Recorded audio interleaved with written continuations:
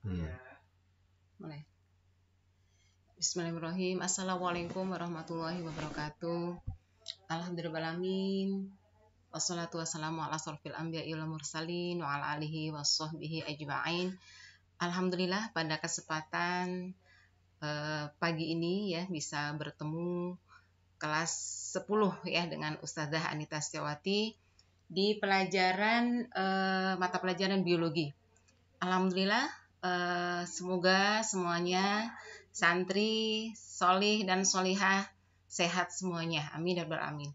Shalawat dan salam senantiasa tercurah limpahkan kepada uswah kita Nabi Muhammad SAW beserta keluarganya, sahabatnya, dan umatnya. Mudah-mudahan kita menjadi umat yang istiqomah di jalannya, amin ya rabbal alamin.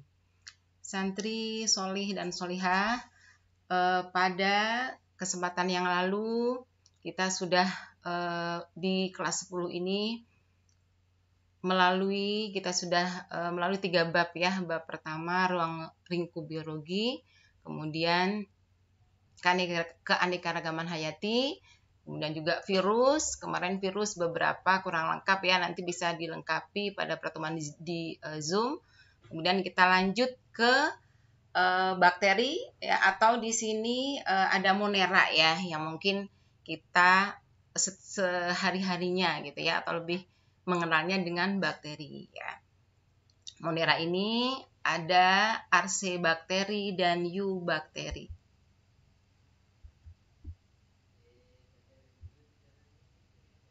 Ya, kita lanjut. Di sini ada sistem 5 kingdom ya. Kalau di buku, mungkin ada di beberapa buku ada 5 kingdom ya. Kenapa? Jadi di kelas 10 ini yang kingdom-kingdom yang kita pelajari ya setelah virus ya. Nah, ini ada Monera ya. Nah, jadi di Monera ini ada Archaebakteri dan Eubakteri atau bakteri ya. Jadi kenapa dia masuk di Monera? Kemudian ternyata ada perbedaannya ya dalam sisi habitatnya, strukturnya, dan juga yang lainnya ya, sehingga Monera ini dipisahkan gitu ya, walaupun keduanya adalah sama-sama bakteri ya. Kemudian kingdom Protista setelah ini, kemudian fungi, kemudian ada plantae dan animalia. Nah, itu pelajaran di kelas 10 ya. Ya, ini pengertian prokariota. Jadi Monera ini adalah termasuk mikroorganisme ya, organisme yang sangat kecil yang tidak terlihat oleh mata kita. Makanya perlunya kita menggunakan mikroskop. Jadi kita tidak bisa melihat langsung ya untuk mikroorganisme yang termasuk di dalamnya itu adalah bakteri ya. Monera di dalamnya adalah Archaebacteria dan Eubacteria ya. Kita mengetahui dulu pengertian prokariota. Prokariota ini merupakan makhluk hidup yang paling sederhana, terdiri atas satu sel prokariot, yaitu sel yang belum memiliki atau berselaput inti. Jadi prokariota ini atau prokariotik ini adalah mikroorganisme yang belum memiliki membran inti sel. Jadi inti selnya tidak ada selaput atau belum ada selaput atau belum ada membran inti selnya ya. Ya, ini ya tadi sudah Ibu sampaikan bahwa Monera di sini terdiri dari Archaebakteri dan Eubakteri. Kenapa dipisahkan? Ya, karena tipenya ya ini berbeda antara archaea dan bakteri, dan juga habitatnya dan contoh-contohnya dan juga kebiasaan-kebiasaannya ya. Kita lanjut struktur bakteri ini secara umum ya. Struktur bakteri ini ada struktur dasar sel bakteri ada sitoplasma ya. Sito ini adalah sel ya. Kemudian plasma ini adalah cairan ya. Jadi bakteri ini uniseluler ya. Nah, di dalamnya terdapat cairan-cairan atau cairan yang berada dalam sel. Ini terlihat di gambar ya. Kemudian di situ ada ribosom ya, ada ribosom, Ada ribosom merupakan organel sel yang berfungsi untuk sintesa protein ya. Jadi ada sitoplasma, kemudian ada ribosom ya. Kemudian ada DNA ya, ini DNA nukleoid ya. Ini adalah bahan genetik ya, atau DNA kromosom yang ini fungsinya bagaimana bisa menurunkan sifat ya, orang tua kepada anaknya atau induk kepada anaknya. Kemudian di situ ada membran plasma ya. Ini membran plasma, lapisan yang melapisi cairan yang ada dalam sel. Kemudian ada dinding selnya, ini ada peptidoglikan ya. Kemudian ada membran luar, kemudian ada kapsul ya. Ada peptidoglikan. Ini adalah polisakarida yang terdiri dari 2 gula turunan, yaitu asam non-asetil glukosamin serta asam N-asetilmuramat yang dihubungkan ikatannya sebuah rantai peptida pendek ya, yaitu peptidoglikan ya. Kemudian kita lanjut.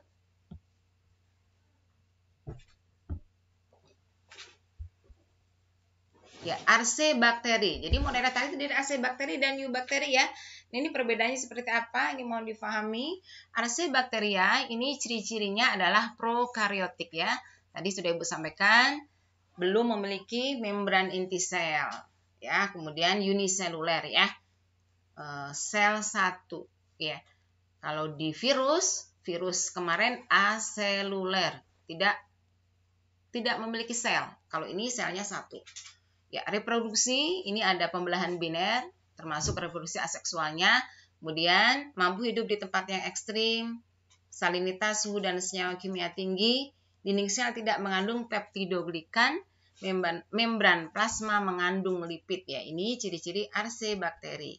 Kemudian klasifikasinya ini ada metanogenik atau meta ya ini. Kemudian halofilik dan termofilik ya. Halofilik, termofilik ini. Ya, metanogenik ini bakteri yang hidup di habitat dengan kadar metanogen atau metana yang tinggi ya. Makanya disebut, atau dia bisa menghasilkan gas metana. Makanya disebut dengan ya metanogenik. Ya, ini ya. Ini mampu menghasilkan gas metana atau CH4 dari karbon dioksida atau hidrogen. Nah, ini dia menggunakan hidrogen sebagai sumber energi dan karbon dioksida sebagai sumber karbon untuk pertumbuhannya. Itu ya metanogenik. Kemudian ada halofilik ya. Bakteri yang hidup di habitat dengan kadar garam tinggi ya. Ini nanti contohnya kita bahas ya. Jadi ini jenis-jenis bakteri yang tidak seperti biasanya. Jadi bakteri yang khusus yang dia ya hidupnya di habitat kadar garam yang tinggi. Kemudian bakteri yang hidup di habitat dengan suhu yang tinggi atau kita kenal dengan termofilik. Ya, itu arcebakteri. Kemudian eubakteri, nah ini ya, coba nanti apa bedanya ya? Apa bedanya? Apa persamaannya? Uniselulernya sama ya, uniseluler. Kemudian prokaryotiknya juga sama, ya, tidak berklorofil, hidup di lingkungan lembab atau agak basah dengan temperatur ya 25 sampai 37 derajat Celcius. Reproduksi pembelahan biner atau aseksual dan rekombinasi genetik atau seksual. Habitatnya di tanah, di air, di udara maupun makhluk hidup. Nah, ukurannya ya ini ya, habitatnya di mana-mana ya, bahkan mungkin di sekitar kita ini ya banyak sekali bakteri ya. Di makhluk hidup sampai di organ kita, di tubuh kita, kemudian di meja, di sekeliling kita. Ya, makanya disebut dengan organisme kosmopolit juga karena dia hidup di sekitar kita, ada di mana-mana. Ya. Kemudian dindingnya mengandung peptidoglikan tadi ya. Kemudian mampu bergerak menggunakan flagel. Jadi dia memiliki flagel ya. Nah, ini ya. Sekarang eubakteri, bentuk sel bakterinya ya ini ya. ada basil. Basil itu kita kenal dengan batang, ya. Nah, ini ada monobasil, berarti ini bentuk batangnya adalah satu atau mono. Kemudian ada diplobasil, ya. Basilnya ini gambarnya, ya. Nah, ini ada dua, ya. Ya, kemudian streptobasil ini bentuk batang yang lebih dari 2, bisa 3, 4, dan seterusnya. Ini bentuk basil, ya. Kemudian yang selanjutnya bentuk bakteri ini kokus, ya. Bulat, ya. Ini ada monokokus, ya, ada diplococcus, ada staphylococcus, ya, seperti ini. Ya, satu kalau monokokus berarti ya ini ya bulatnya 1, diplo 2. Kalau strepto ini lebih dari 2, ya, bisa 3, 4, 5, 6. Kemudian ada sarkina, ini seperti kubus, ya. Kemudian ada kalau yang 4 tetracoccus. Nah, staphylococcus ini bentuknya seperti anggur, ya. Kemudian bentuk sel bakteri ada spiral atau spirilia, ya, ada spiral, ada vibrio atau koma, ada spiroseta. Ya. Pengelompokan bakteri ini berdasarkan nutrisi atau berdasarkan makanan yang diperolehnya atau cara memperoleh makanannya. Ada heterotrof, ada autotrof, ya. Kemudian berarti nutrisinya ini kalau hetero dia bisa mengambil dari organisme yang lain, ya. Kalau autotrof dia bisa membuat makanan sendiri. Kemudian berdasarkan pewarnaannya ada bakteri gram positif, ada bakteri gram negatif. Nah, ini berarti berdasarkan ketebalan dinding selnya. Nah, ini yang positif berarti lebih dinding tebalnya ini lebih dibandingkan dengan bakteri gram negatif. Kemudian ada bakteri flagella, ada monotrik, amfitrik, lofotrik, peritrik. Kemudian berdasarkan oksigen, ya, ada yang bakteri yang hanya bisa hidup kalau ada oksigennya, ada juga yang anaerob tanpa oksigen dia juga bisa hidup.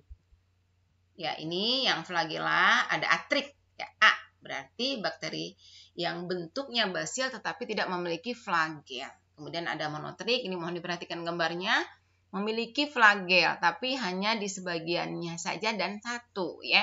Kemudian kalau lopotrik ini flagelnya lebih dari 1 tetapi hanya di sisi satunya saja. Ini flagelnya ada 4, ya, atau bisa berapalah gitu, ya, tapi hanya berada di satu sisi.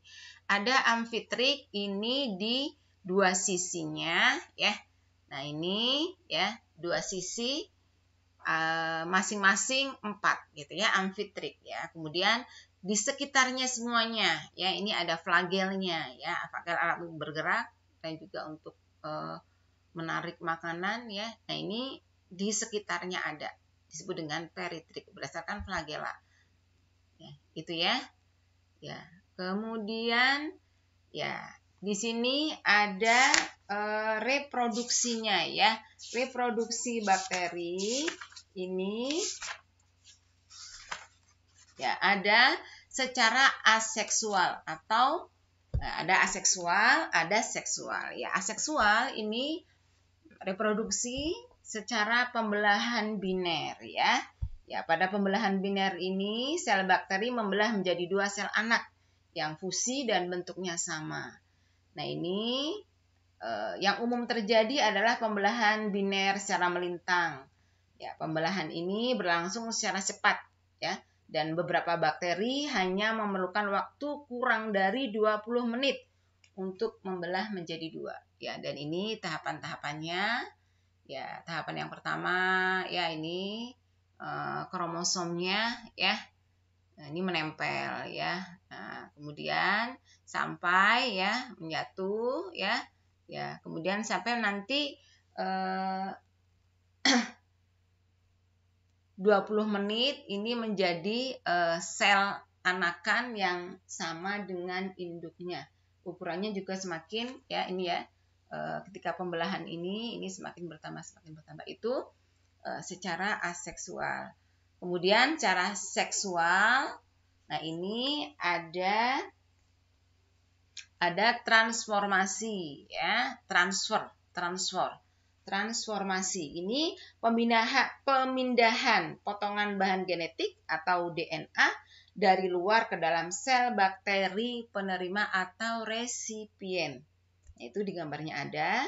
Di dalam proses ini tidak terjadi kontak langsung antara bakteri donor DNA dan bakteri resipien. Jadi langsung saja ya ditransferkan, gitu ya. Nah, ini transformasi. Kemudian ada transduksi. Ini ya, transduksi. Ini pemindahan DNA dari satu sel bakteri donor ke bakteri resipien ya dengan perantaraan virus. Nah, itu ada gambar-gambar virusnya. Jadi bakteri donor ke resipien tapi dibawa oleh virus. Dalam proses ini protein virus yang berfungsi sebagai cangkang digunakan untuk membungkus dan membawa DNA bakteri donor menuju ke sel bakteri resipien. Ini kalau pada reproduksi siklus pada reproduksi virus itu pada siklus apa itu? Pada siklus lisogenik ya. Nah, di situ juga bakterofag, ada virus memakan bakteri. Berarti di sini kalau di situ perannya virus bereplikasi juga mengikuti bakteri. Sekarang ini ketika bakteri bereplikasi juga virusnya di sini juga berperan. Ya. Nah, itu transduksi. Kemudian ada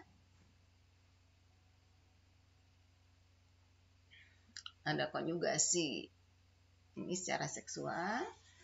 Ada konjugasi. Ya, ini adalah pemilihan bahan genetik atau DNA dari sel bakteri donor atau pemberi ke bakteri penerima melalui ini itu ada pilus, melalui pilus atau sek pili atau pilisek ya, ini istilah-istilahnya.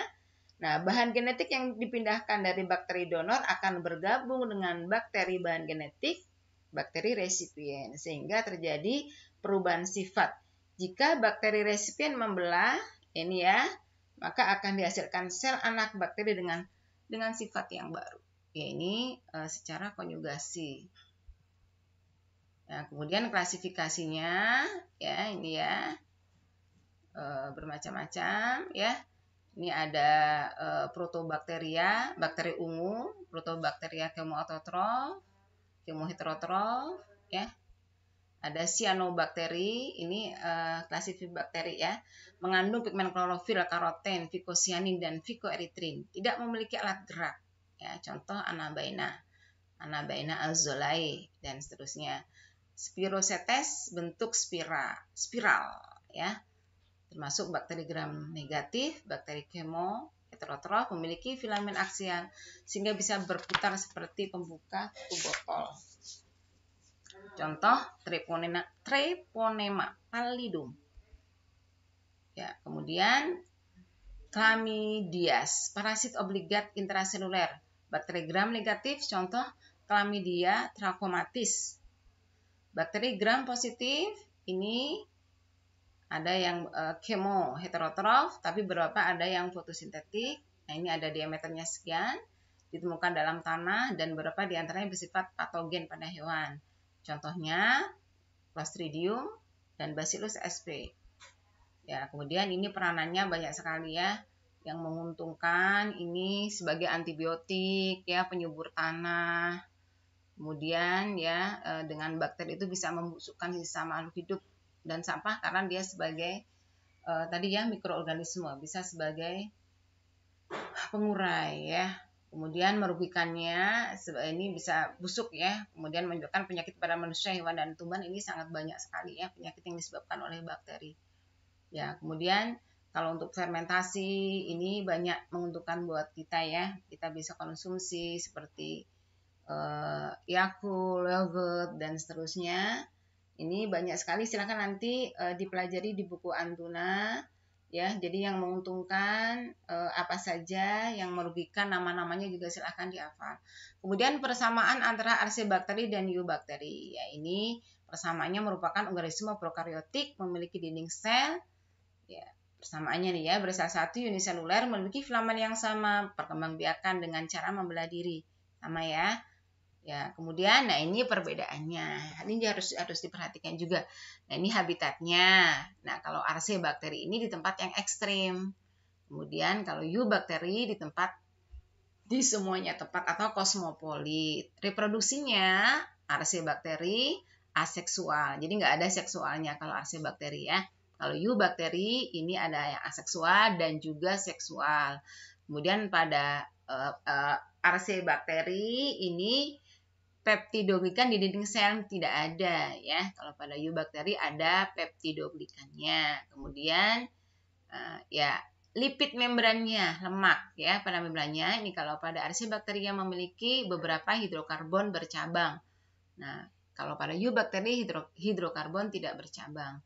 Kemudian enzim RNA polimerase ini pada Archaea bakteri beberapa jenis, pada eubakteri hanya satu jenis. Kemudian pemberian antibiotik ya ini pada Archaea bakteri tidak berpengaruh ya, tidak sensitif ya. Kalau pada eubacteria ini sensitif. Kenapa? Karena kalau Archaea bakteri ini sangat ekstrim. Ya, itu ya perbedaannya. Kemudian ini ada kelompok satu ya, tadi ya sudah ini gambarnya Vibrio koma ya. Nah, seperti ini yang menyebabkan penyakit kolera. Kemudian ini Escherichia coli, ini juga bisa manfaat, bisa juga kalau terlalu banyak dalam tubuh kita juga bisa mengakibatkan diare ya, kalau terlalu banyak ya. Nah, tapi khusus bakteri diare juga ada sebenarnya Entamoeba coli. Escherichia coli ini dalam tubuh juga sangat menguntungkan juga ya kalau jumlahnya proporsional ya. Kemudian bisa membentuk vitamin K dia ya. Ya ini ada gambar nata de coco ya yang kita konsumsi sehari-hari. Ini bakterinya adalah Acetobacter psilinum ya. Ini ada nata de coco, kemudian juga banyak ya di yogurt, ada di Yakult. Nah, ya, kemudian ini apa nih? Ini gambar pada susu ya. Nah, ini pada susu, fermentasi susu dan juga ya, ini kemudian di kelompok 5 ada keju juga ya. Kalau ada kesempatan ini kita bisa buat nih keju ya, nata de coco. Ya, kemudian ini ada kelompok 6. Ini sepertinya yang gambar yang bakteri yang merugikan ya. Ada Mycobacterium tuberculosis. Ini adalah bakteri yang menyebabkan penyakit TBC ya. Nah, ini berbahaya ya buat makhluk hidup ya. Ini ya selesai. Nanti kita bisa dilengkapi dengan pertemuan selanjutnya di Zoom ya. Beberapa bakteri-bakteri yang mungkin ada di sekitar kita gitu ya. Ya alhamdulillah ya. Masya Allah ya, ternyata mikroorganisme yang Allah ciptakan di dunia ini banyak di sekeliling kita ya, banyak juga yang menguntungkan dan juga yang merugikan ya, sehingga kita sebagai pelajar, kita sebagai manusia yang mencintai ya makhluk hidup ya, kita bisa memanfaatkan dengan maksimal ya adanya makhluk hidup yang ada di dunia ini ya. Salah satunya adalah bakteri. Yang menguntungkan kita bisa manfaatkan untuk berbagai jenis-jenis makanan yang kita bisa konsumsi. Yang merugikan kita bisa menghindari ya, kita bisa menghindari dan gaya hidup kita yang bersih ya, sehingga kita aman atau steril ya dari bakteri-bakteri yang merugikan ya. Juga jaga kebersihan, jaga imunitas tubuh ya, sehingga kita insya Allah steril dari mikroorganisme yang merugikan buat kita. Itu saja mungkin dari Ibu. Kurang lebihnya mohon maaf. Nanti kita bisa dilanjut di Zoom dengan Ustazah Anita untuk santri putri dan santri putra dengan Ustadz Agus Budiman. Setelah ini diharapkannya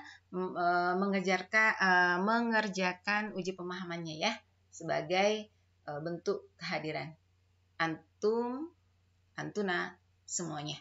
Billahi taufiq wal hidayah. Wassalamualaikum warahmatullahi wabarakatuh.